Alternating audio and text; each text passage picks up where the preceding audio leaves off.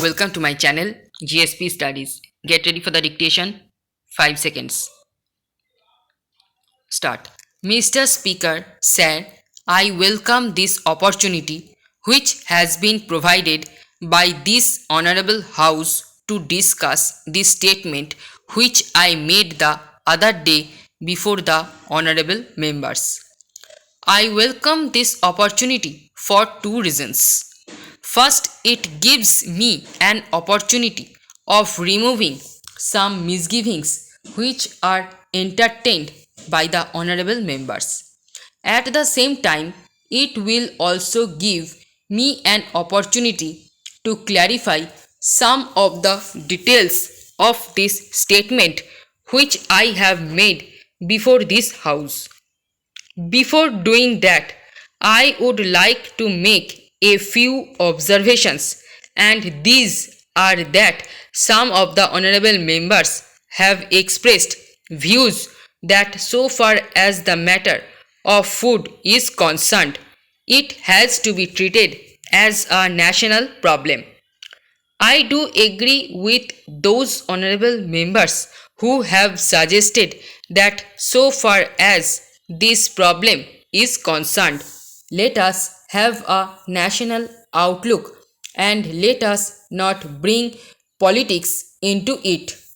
And let us try to see how we can overcome the difficulties with which we are faced, how we can make food available to our people at a reasonable price, and how we can help in the increased production of food grains and cereals and other commodities so that we may not have to face this kind of difficulty in the future. Para said the second thing which I would like to point out is that I think the time has come when we should be clear in our mind that this is not because of preconceived ideas that we had placed a certain policy before this house and before the country last year. Para.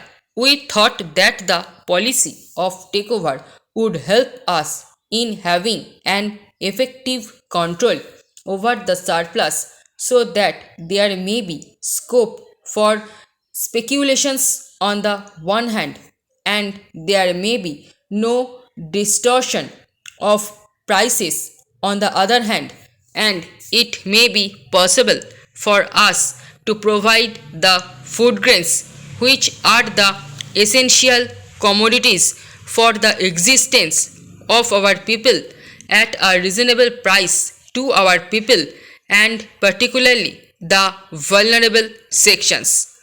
That was the main objective or idea underlying this policy. So far as procurement is concerned, that was a procedure in order to implement that particular policy. When some people say that we have reversed our policy or that we have surrendered our policy regarding food grains, I do not agree to such a view. Para.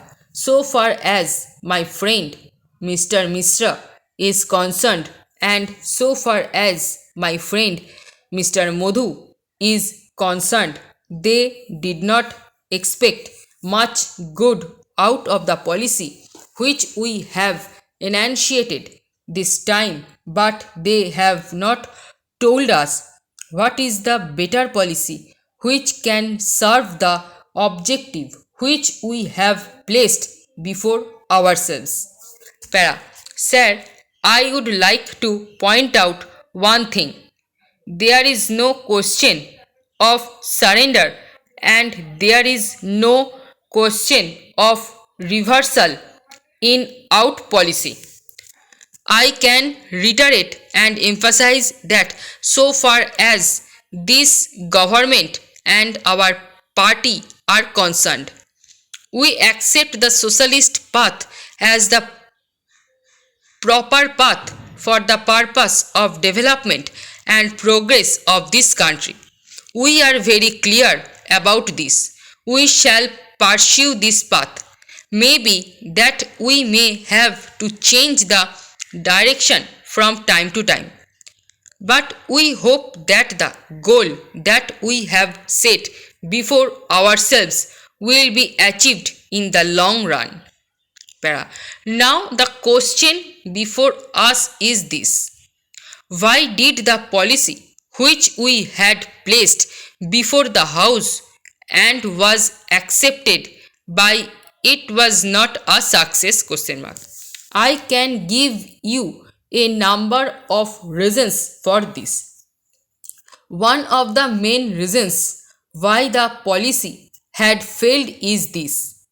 The very honorable members who are now criticizing us had created such a psychology in the country, and on the basis of which it was not possible for us to obtain food grains from the cultivators. Sir, it is not possible for the farmers to earn their livelihood from farming alone, as they do not have the facilities to grow crops throughout the year in every area. They remain idle for several months in a year. How can they meet their family expenses when they have no work? Question mark. In order to generate employment as well as purchasing power, the government should create jobs of some kind or the other. Para. In this connection, I would like to stress on dairy development.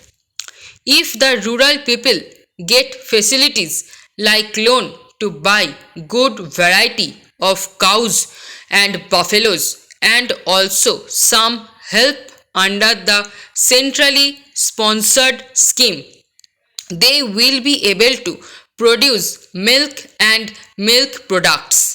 Therefore, I urge the government of India to pay adequate attention to promote dairy in different parts of the country. I hope the government will pay attention. Stop. এই passages PDF পেতে Telegram গ্রুপে join করুন এবং ভিডিওটি ভালো লেগে থাকলে like, share এবং সাবস্ক্রাইব করে পাশে থাকা বেল আইকনটি প্রেস করে রাখুন সবাই নোটিফিকেশন পেতে। Thanks for watching.